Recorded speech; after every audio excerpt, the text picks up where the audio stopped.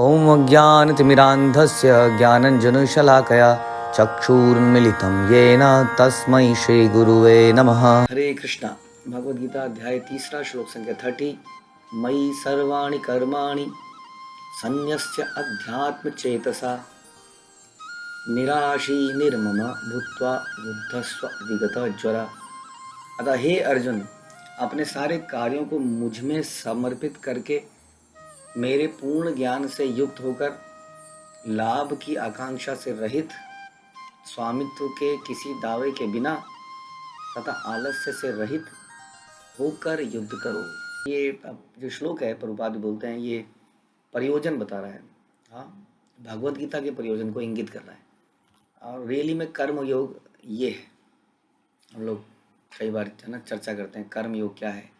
कर्म योग, कोई कहता है कि अपना नौकरी चलाना ही कर्मयोग है, कोई कहता है कि देश की सेवा कर्मयोग है, कोई कहता है माता पिता की सेवा पर कर्मयोग है, तो बच्चों की सेवा कर्मयोग है, परिवार चलाना कर्मयोग है।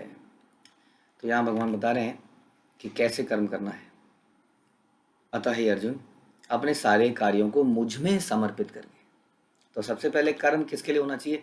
कृष्ण के लिए कर्म किया जाए, वही कर्म है। अब जो एनवियस व्यक्ति होता है, ईर्ष्यालु, वो कोई बात है कृष्ण के लिए कर्म करो। क्यों करें कृष्ण के लिए कर्म? कृष्णा शुड टेल अस इन भगवद गीता की कैसे काम करें और बड़े आदमी बने, सक्सेसफुल बने। तब तो लगेगा कि वो हमारे शुभ चिंतक हैं, कि वो हमें बता रहे हैं काम ऐसे करो जिससे तुम आगे बढ़ पाओ, बड़े बन पाओ। अब बड़ा क्या बनना है? हम तो ऑलरेडी बहुत बड़े हैं। हम तो कृष्ण के अंश हैं। इससे बड़ा क्या हमारे पास सौभाग्य होगा कि हम कृष्ण के अंश हैं।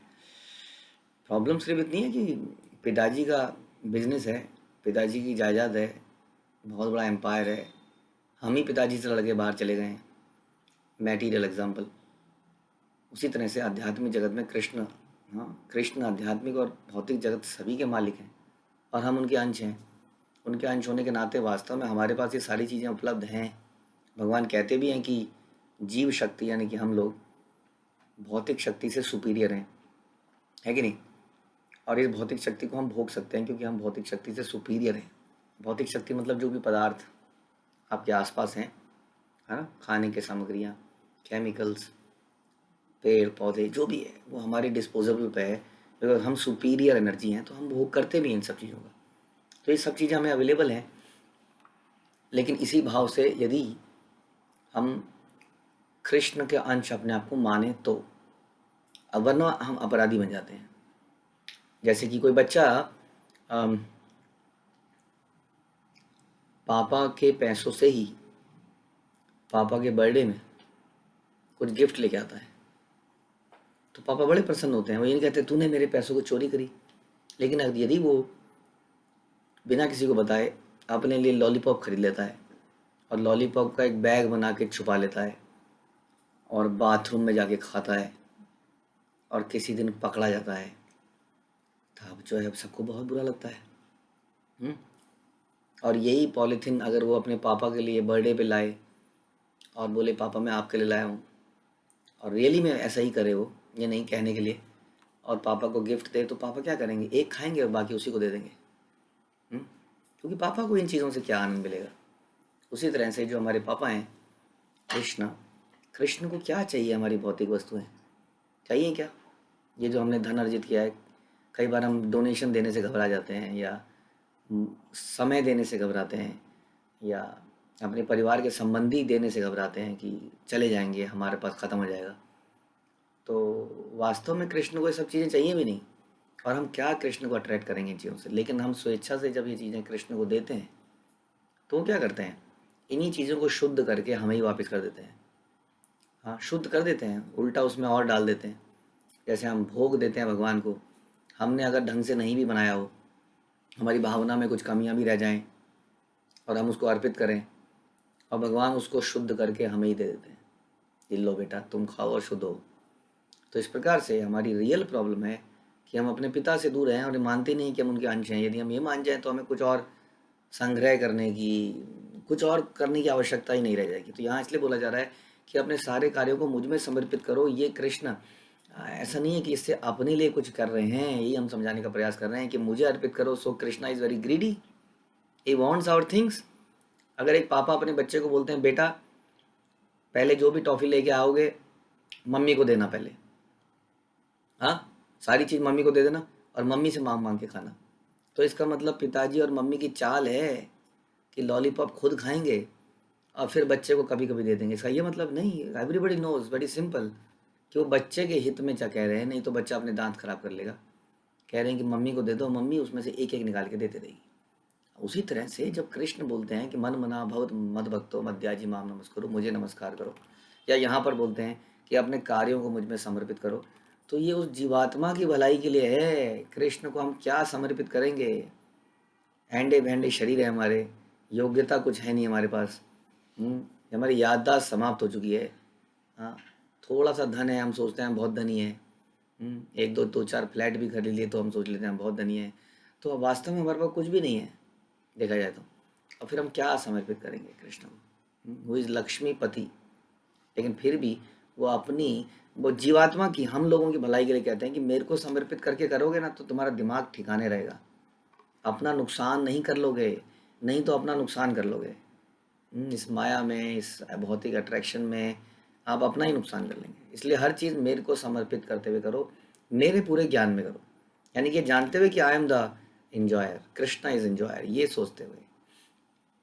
यदि ये सोच लोगे कि आई एम द इंजॉयर, जीवात्मा इज इंजॉयर, जैसे कि कई लोग कहते हैं कि जीवात्मा इज इक्वल टू परमात्मा, it's a matter of death, death as soon as हम मरेंगे, मरते ही हम भगवान बन जाएंगे। तो जब जीवात्मा अपने आप को भोक्ता मानता है तो अपना नुकसान करता है। जैसे कि वो बच्चा जो मानता है कि मैं भोगता हूँ, वो लॉलीपॉप के बैग को बाथरूम में ले जाके एक एक करके खाता है। हम्म, और वो अपना ही नुकसान करता है, उसको मालूम ही नहीं कि उसने अपना कितना बड़ा नुकसान कर लिया। इसी प्रकार से हम भी अपने आप को भोगता हूँ। तो यहाँ इसलिए कह रहे हैं कि न कि मेरे पूरे ज्ञान में करो, ज्ञान से युक्त, यानी कि ये समझते हुए कि Krishna is the owner, Krishna is the controller, Krishna is enjoyer, ये तीनों बातें ध्यान रखते हुए। हम्म, तो वही व्यक्ति वास्तव में क्या मतलब इस ज्ञान के साथ करो, वो व्यक्ति क्या प्राप्त करेगा? शांति प्राप्त करेगा। ज्ञातोम शांति मृच्छति, ऐसा भगवान बोलते हैं। कि जो व्यक्ति ये जानता है कि मैं ही महेश्वर हूँ, मैं ही कंट्रोलर हूँ, मैं ही भोगता हूँ, भोगता राम जग तपसाम, सर्वलोके महेश्वरम, इस भाव से, इस ज्ञान से मुझ में समर्पित, मुझे सारे काम समर्पित करो। आगे चलते हैं। लाभ की आकांक्षा से रहित, कोई लाभ मत सोचो उसमें। पहले तो मटेरियल लाभ मत सोचो। भक्ति करते हुए ये मत सोचो कि भक्ति करेंगे तो बड़े दिनों से घर में कलेश हो रहे हैं, कलेश समाप्त हो जाएंगे। चलो वो तो बाई प्रोडक्ट है, वो तो होगा ही, इट्स अ सेपरेट थिंग। हाँ, मैंने सुना है कि कई बार लोग रियलाइजेशन बताते हैं क्लास के बाद, प्रभु जी पहले मैं नींद की गोलियां लेती थी, पहले मैं ऐसा था।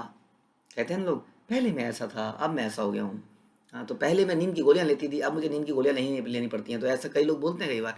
तो कई लोग, अरे ये तो बड़ी अच्छी जगह है जी, डॉक्टर के पास क्यों पैसे खर्च करने हैं, चलो यहीं चलते हैं। हम्म? ये सब साइड इफेक्ट्स हैं, साइड बेनिफिट्स हैं, ये तो मिलेंगे, but this should not be our main objective of coming here. Objective should be something else. तो कोई भौतिक इच्छा से हमें कभी स्पिरिचुअलिटी पे नहीं आना चाहिए, दैट वो हमारा सारा पर्पस समाप्त हो जाएगा। वो ऐसे हो जाएगा कि हमारे पास इतनी बहुमूल्य वस्तु थी डायमंड, और डायमंड को हमने चाकू तेज करने के लिए इस्तेमाल किया, क्योंकि डायमंड बड़ा अच्छा चाकू तेज करता है। हम्म? बहुत मोटा सा कोहिनूर मिल गया आपको, और कोहिनूर को आपने शेल्फ पे रख दिया, आके रोज धार लगाते हो। तो इस तरीके से आपने भक्ति करी और भक्ति से ये फल ले लिया, बिल्कुल यूजलेस फल। तो इसलिए, और दूसरी तरफ से ना ही कोई स्पिरिचुअल इस तरह की डिज़ाइन नहीं होनी चाहिए कि मैं और मेरा, वो भी मटेरियल ही है। फॉर एग्जांपल, मैं ये सोचूं कि मैं ये सर्विस करूंगा तो मैं गुड बुक्स में आ जाऊंगा, गुरु की, कृष्ण की। हम इसलिए कोई काम नहीं करते हैं। हम इसलिए करते हैं कि कृष्ण इससे या गुरु इससे प्रसन्न होंगे, यानी कि उनको प्लेजर मिलेगा, संभव उनको आराम मिलेगा, उनका काम कम होगा, उनकी एंग्जाइटी कम होगी। ये सोच, विशेष सोच है कि कैसे हम गुरु की एंग्जाइटी को कम कर सकें, ना कि हम गुरु के गुड बुक्स में कैसे आ सकें। हाँ, इसको कहते हैं सच्चा प्रेम।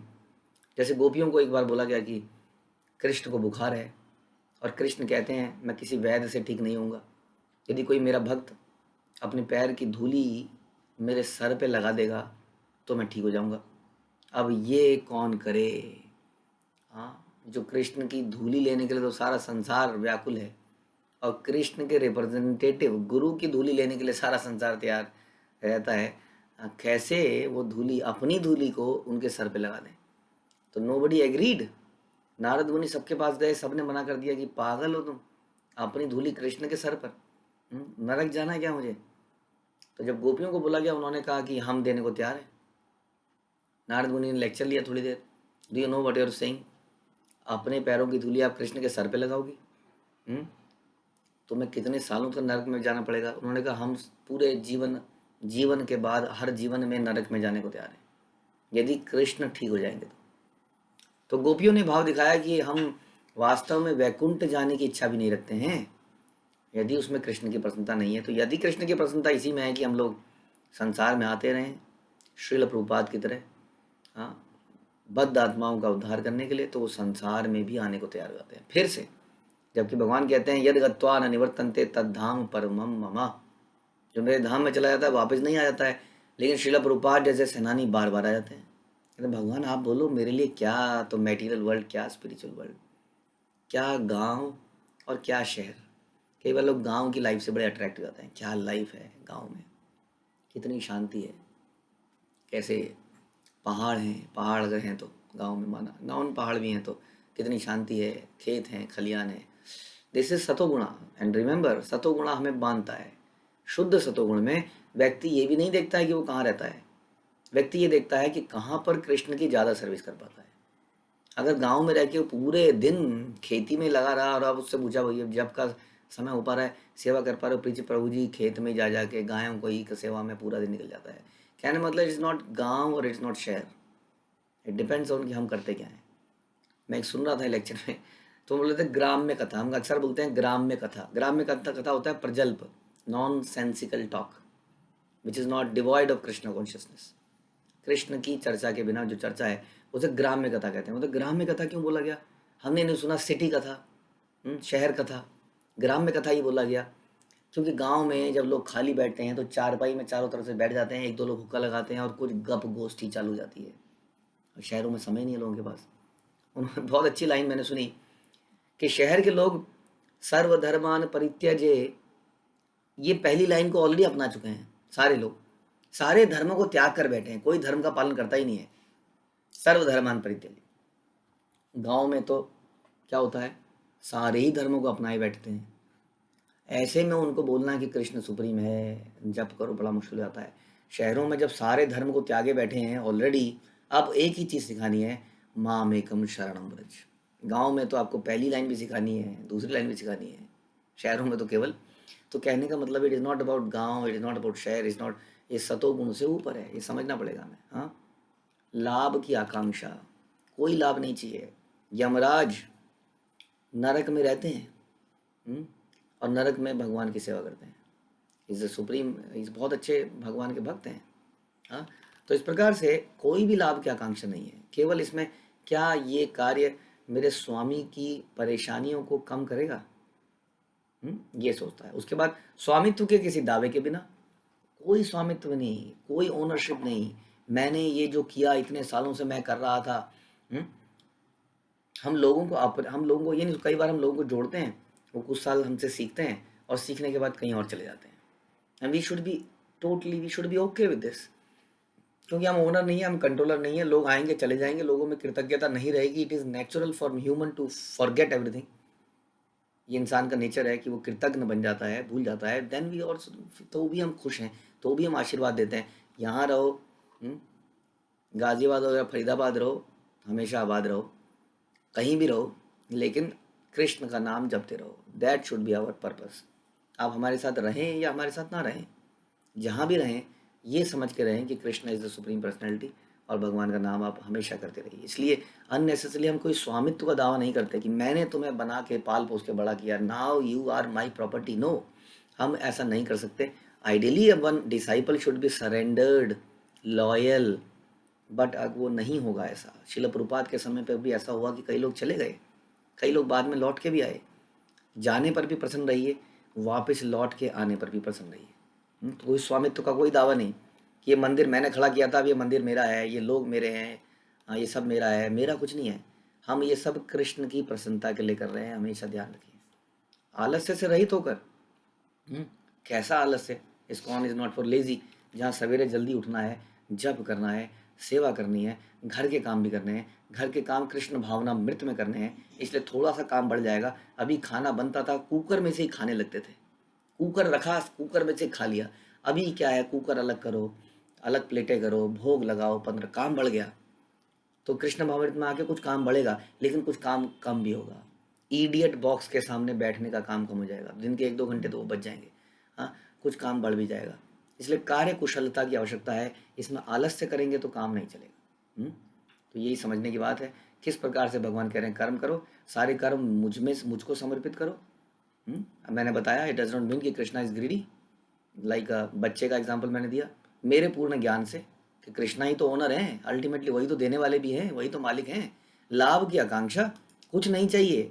ये भी नहीं चाहिए कि मैं गुरु का बड़ा फेवरेट बन जाऊं और गुरु की चिंता हर सकूं किसी तरह से, स्वामित्व का किसी दावे के बिना। इतना करने के बाद भी कई बार ऐसा होगा कि सब हमें छोड़ के चले जाएंगे या कोई हमें छोड़ के चला जाएगा। फिर भी ध्यान ये रखना है कि हमने तो कृष्ण के लिए किया था, अब मेरा क्या। प्रभुपाद बड़े अच्छे एग्जाम्पल देते हैं कि कोषाध्यक्ष जो है नोट गिनता है, लेकिन वो नोटों को अपनी जेब में नहीं रख सकता है। वो नोट गिनता है, नोट बढ़ने पर घर में पार्टी नहीं करता है। आज बैंक में किसी ने 10 लाख रुपए जमा करे, बच्चों मैं तुम्हारे लिए मिठाई लाया हूँ। हाँ, बच्चे बड़ा खुश। अगले दिन आया, घर में बच्चों की पिटाई लगाने लगा। क्यों जी, आज क्या हो गया? आज बैंक में से किसी ने 15 लाख रुपए विड्रॉ कर लिए। वो आदमी को पागल बोला जाएगा कि नहीं?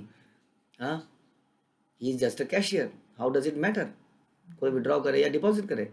उसी तरह से हमारे जीवन में कुछ आया, कृष्ण का ही था, चला गया, कृष्ण का ही था।